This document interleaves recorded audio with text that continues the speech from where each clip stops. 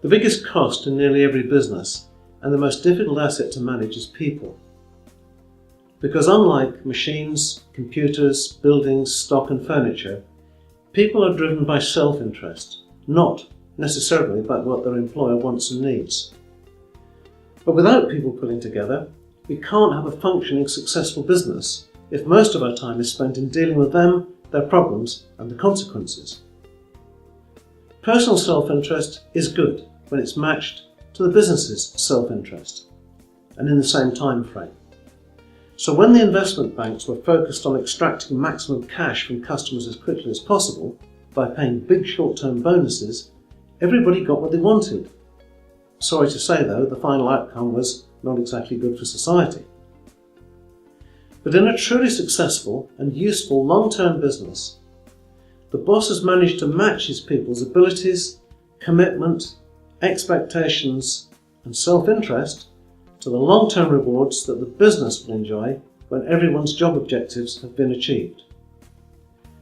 And the fundamentals of this are attained by getting the mix right between job knowledge, work aptitude, task skills, positive attitude and constructive behaviour. And all this is not an easy trick to pull off, but the Runagood People modules will show how, and that journey starts by getting the answers to some key questions. Do I know what my people understand about the business? How well equipped they feel to do their jobs, and what feedback and development will make them more committed and productive? Do I know how and where to find the right people to join my business, who will then make a constructive contribution?